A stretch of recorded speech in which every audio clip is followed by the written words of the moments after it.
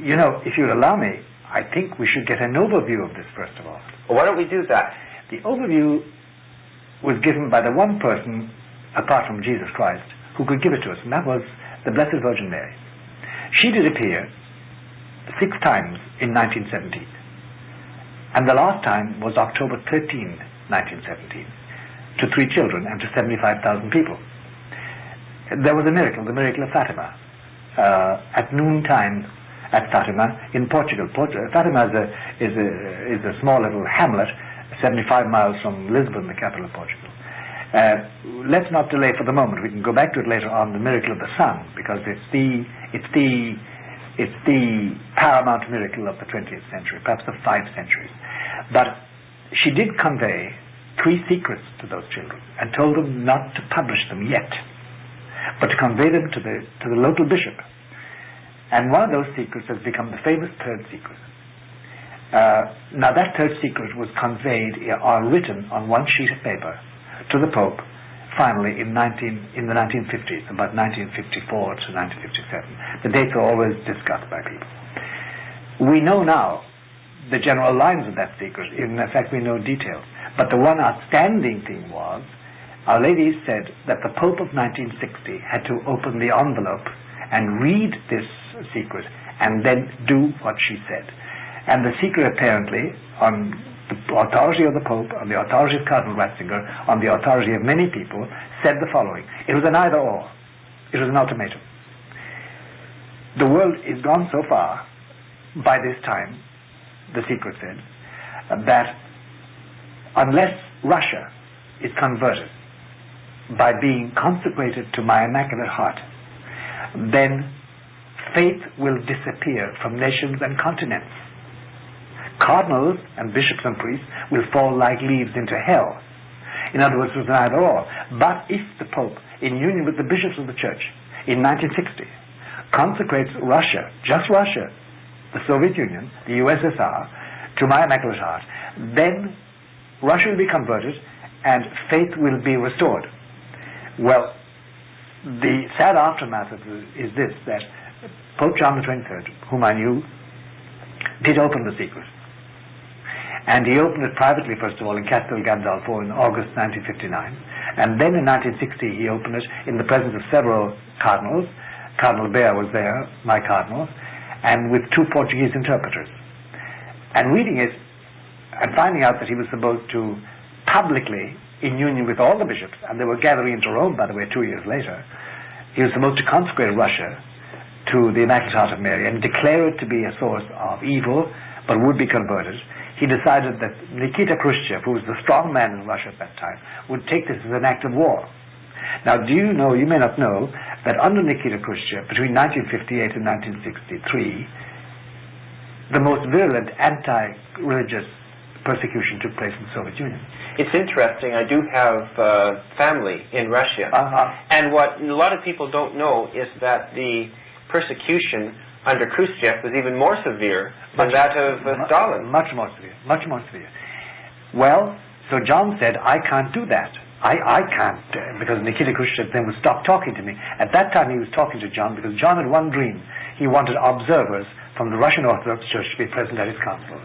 So at that meeting of cardinals, he took a sheet of paper and wrote on it, Questo, meaning the letter, non è per nostri tempi, is not for our times.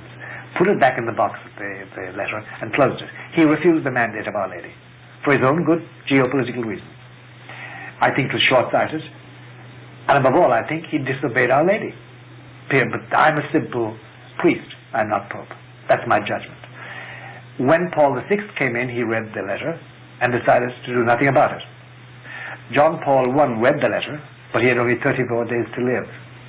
John Paul II read the letter at the beginning of his pontificate in 78, October 78, and put it aside, and he only took it up again in 1981 when he lay in Gemelli Hospital wounded. And then he suddenly realized that indeed Our Lady had saved him on May 13 from the bullets of Mehmet Ali Agca, the assassin. And he sent again for the letter and all the documents, and Lucia, Sister Lucia's writings. She's the only surviving child. And then he sent a message over to the Bishop of Leiria and to Lucia asking their advice about one point. And then in 1984, he consecrated the entire world. Which is not what Our Lady asked for. No. He made a special mention of Russia, saying the peoples, meaning the Russians, who still await their special consecration. In other words, the consecration hasn't been done. The point I'm making to you, Bernard, is that Our Lady's either or is in action. She said, unless this is done, unless it's made public to all nations and all governments, all peoples, then faith will disappear from nations and continents. There will be huge catastrophes. Many people will die. But in the end, my Immaculate Heart will save people. So, if you want an overview of what's happened, take it like this. How come, or take an image, I think it was in 1966, suddenly all electric power disappeared from the northeast corner of the United States. The reservoir, filled with juice, as we say in the United States, suddenly was emptied. Nobody has as yet explained how it all disappeared like that. Similarly, if you look at the church, between 1965 and 1975, suddenly Catholicity disappeared. Suddenly.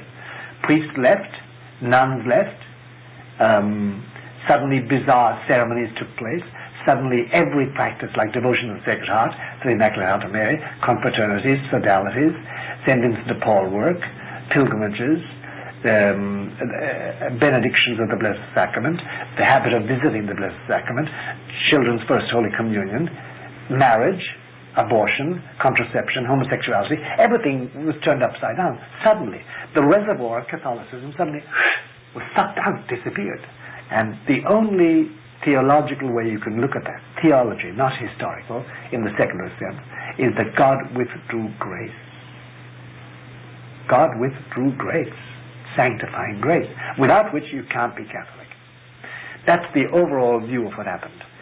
And that's why Pope John Paul II in Fulda in 1980, when confronted with very fervent German Catholics, they said, Holy Father, why don't you renew the church? He said, I can't. Renewal is impossible until Our Lady comes. He was quoting the echo of that letter.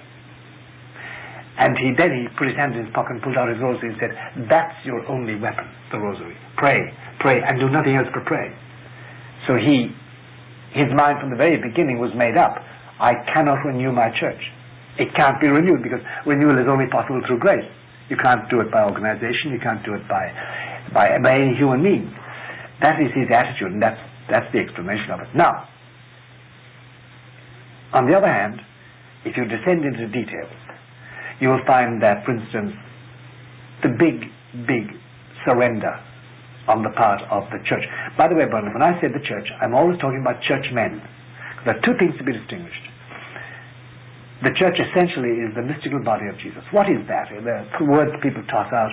What does it mean? It means this, that there is a body, there is a group of people on earth and in heaven who are in the state of grace. And being in the state of grace, that is the church without spot or wrinkle.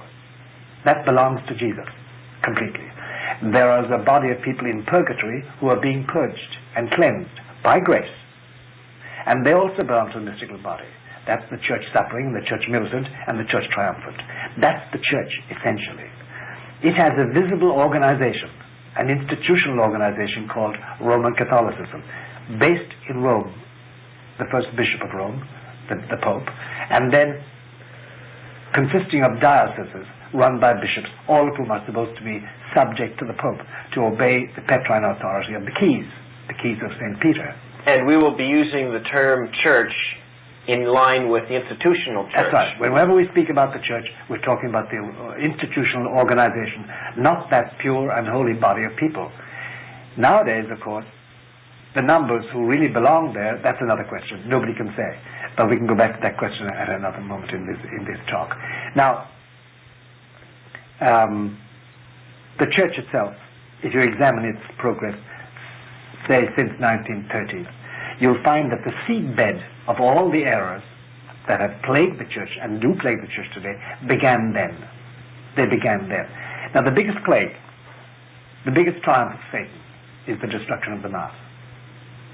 Because without the Mass, without valid priests saying valid masses, being ordained validly by validly ordained consecrated bishops.